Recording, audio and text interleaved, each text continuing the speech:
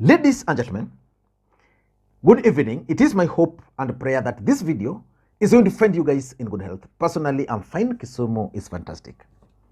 I've always opined on this platform that in politics, there are only two constants.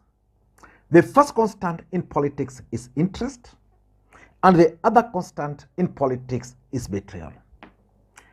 William Samoei Arap Ruto was in Western Kenya, Kakamega County to be precise. And William Ruto was accompanied by, amongst others, ndugu Francis Atwoli. Hata sisi na mradi tukaitwa members of deep state. Na ulipita kwa sisi kama mtu anapita kwa shamba ile imetolewa kwa hiyo.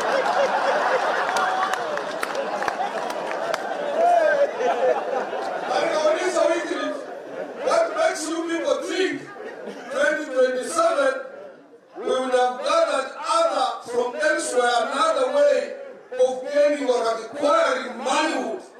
Money with Luhya and sasa.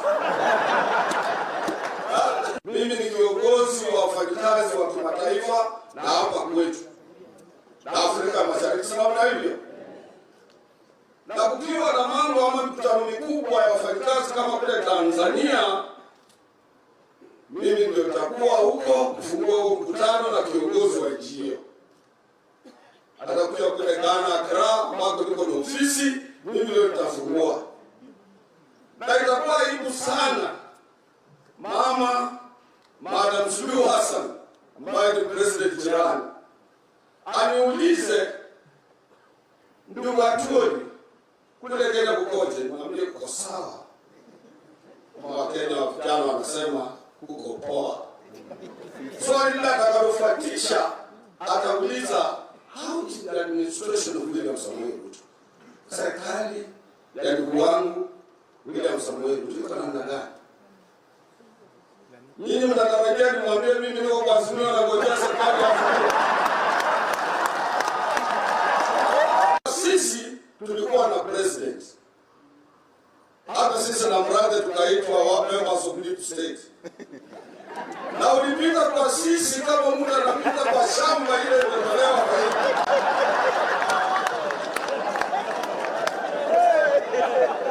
Anauliza wiki, what makes you people think 2027 we would have gathered other from elsewhere another way of gaining or acquiring money with Luhya and sasa. Mimi ni kiongozi wa wafanyakazi. And that visit by the president to Western Kenya, in my view, is significant politically speaking. So in this video, I want us to try and do a critical analysis of the visit, the objectives which it was intended to achieve. Before we do that, for those who are watching this channel for the first time, please take a second or two, click that subscribe button so that next time we produce a video like this, YouTube will automatically notify you. And to the subscribers, I want to continue thanking you guys for your continued support, because without the support, this channel cannot be where it is now.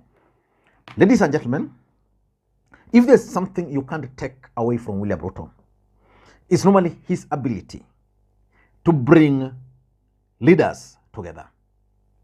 In the last election, William Ruto managed to bring Musalia Mudavadi and Wetangula together. But for example, today, I don't know what really happened, but Wetangula was missing. I don't know why he was missing. But William Ruto managed to bring most of Western Kenya leaders together in Kakamega. During the last election, he tried all he could, but Raila Odinga still outwitted him. Kakamega County is critical, politically speaking. For example, if Mudavadi had won the gubernatorial the gubernatorial seat in Kakamega, and probably majority MPs in Kakamega, today Musalia Mudavadi would be the undisputed leader from the Luhya nation. But William Ruto is keen on making Musalia Mudavadi the next Luhya kingpin. And that's why the presence of Atwoli in that event was significant. But what was the real objective of this meeting? Number one is the elusive Luhya unity. William Ruto is keen on parading to Kenyans what he calls the Luhya leaders. You know, Wamalwa is the other side, Oparanya is the other side. On his side, William Ruto has Wetangula, William Ruto has Mudavadi, he has now Atwoli, William Ruto has Ababu. And then he has created a lot of confusion amongst governors. They don't know, like the governor for Kakamega will comfortably work with Ruto. I don't know his game plan, but he's likely to work with Ruto. So Ruto is trying to parade the Luhya leaders, what he terms as the Luhya leaders, because I'm told he's convincing most of them that come 2027, Musalia Mudavadi is going to be his running mate. That was William Ruto is telling these people. So let us wait and see how it's going to what he's going to do. But William Ruto is trying to bring Luhyas together to achieve that elusive Luhya unity. If the Luhyas are united, then he can easily work with them. Unlike before, where Atwoli was the other side, you know, Oparanya the other side, the other people are also the other side. William Ruto is even likely to reach out to Oparanya. So let us wait and see how everything is going to unfold. And for number two, William Ruto is also keen on development projects. And I was surprised that in Kakamega today, he was at one of the flagship projects, which was initiated by the former governor, Wycliffe Ambetsa Oparanya. But the way they were talking, the way they were speaking, you'd even assume or imagine that the hospital was actually constructed by William Ruto or under William Ruto's regime. Basically, nobody gave credit whatsoever to the former governor. If you listened, for example, to Mudavadi here speaking. We are delighted that this is going to be one of our flagship projects.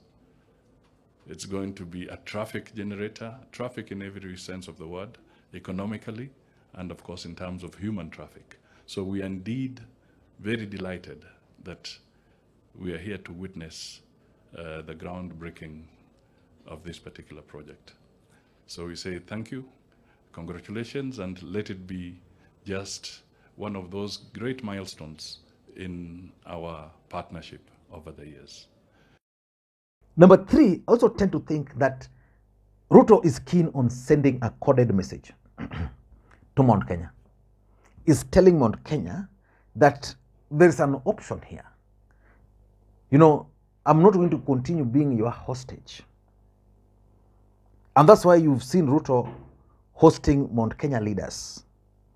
And it's been also hosting Western leaders. But the kind of treatment the Luhya leaders are receiving is totally different. Because when Luhya visit State House, they are made to appear as if now he has leadership. But for the mountain, they've been meeting just Rigathi Gachagua.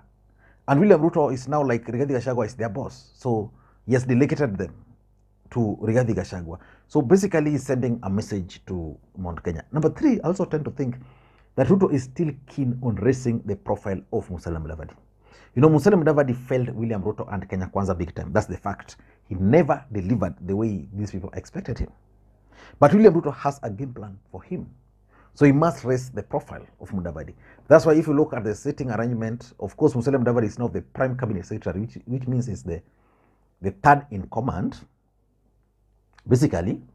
So he's trying to raise his profile amongst the Luhya. So that someone like Atwoli, who was opposed to him, is now swearing allegiance to him, publicly declaring support.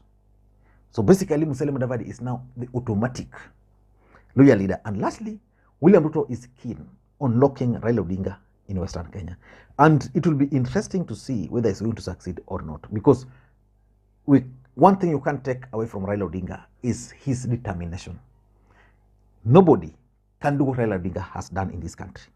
Contesting the presidency, the number of times he has done, and still surviving. I know so many people who have tried even MCA, and they can't rise up. So let us wait and see how things are going to unfold. But tomorrow I'm going to bring you a special analysis about an observation which I made in Kakamega. Until that time, this is Makwiny. Bye-bye.